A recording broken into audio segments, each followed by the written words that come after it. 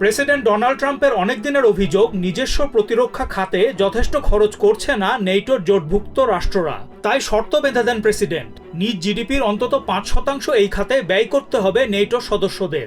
তাই গত 25 জুন প্রতিরক্ষা ব্যয়ের লক্ষ্যমাত্রা 2035 সালের মধ্যে জিডিপির 5% নিয়ে যেতে চুক্তি স্বাক্ষর করে নেটো সদস্য দেশগুলো। এরই ধারাবাহিকতায় নিজস্ব জিডিপির 5% প্রতিরক্ষায় ব্যয় করতে সম্মত হয়েছে এস্তোনিয়া, লাটভিয়া এবং লিথুনিয়া। পেন্টাগনের ডিফেন্স সেক্রেটারি পিট হেগসেথের সঙ্গে শুক্রবার এক বৈঠকে এস্তোনিয়ার প্রতিরক্ষা মন্ত্রী হ্যানো পেভকুর, লাটভিয়ার প্রতিরক্ষা মন্ত্রী অ্যান্ডিস স্প্রাডস এবং লিথুনিয়ার প্রতিরক্ষা মন্ত্রী ডোভিলে সাকালিয়ানা এই অঙ্গীকার করেন।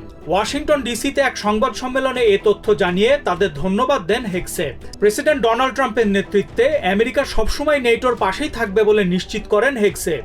ইউক্রেনে দীর্ঘস্থায়ী শান্তির জন্য ট্রাম্প প্রশাসন নিরলসভাবে কাজ করে যাচ্ছে বলেও জানান তিনি। ইউরোপের প্রতিরক্ষা আরও শক্তিশালী করার জন্য তাদেরকেই বিনিয়োগ করতে হবে বলে মনে করেন ডিফেন্স সেক্রেটারি। এ সময় এস্তোনিয়ার প্রতিরক্ষা মন্ত্রী হ্যানো পেভকুর বলেন, ইউরোপের প্রতিরক্ষার সিংহভাগ উদ্যোগ ইউরোপকেই নিতে হবে। তবে নিরাপত্তা খাতে আমেরিকার সহায়তার কোনো বিকল্প নেই বলেই মনে করেন তিনি। এদিকে ইউক্রেনের পাশাপাশি রাশিয়াকে সমগ্র ইউরোপের নিরাপত্তার জন্যই দীর্ঘমেয়াদী হুমকি বলে মনে করেন লাটভিয়ার প্রতিরক্ষা মন্ত্রী অ্যান্ডিস স্প্রাডস। তাই নিজস্ব জিডিপির 5% প্রতিরক্ষায় ব্যয়ের সিদ্ধান্ত যথোপযুক্ত বলে মন্তব্য করেন তিনি। ইউরোপের সব রাষ্ট্রকে প্রতিরক্ষা খাতে ব্যয় বৃদ্ধি করতে আহ্বান জানান লিথুনিয়ার প্রতিরক্ষা মন্ত্রী ডোভিলে সাকালিয়ানা। তিনি জানান, লিথুনিয়া এর মধ্যেই প্রায় 2 বিলিয়ন ইউরো খরচ করে আমেরিকার কাছ থেকে যুদ্ধাস্ত্র কিনেছে। আমেরিকার সহায়তায় লিথুনিয়া তাদের প্রতিরক্ষা ব্যবস্থা আরও শক্তিশালী করবে বলে নিশ্চিত করেন সাকালিয়ানা। Cyrus Rahman, TVN 24 news desk.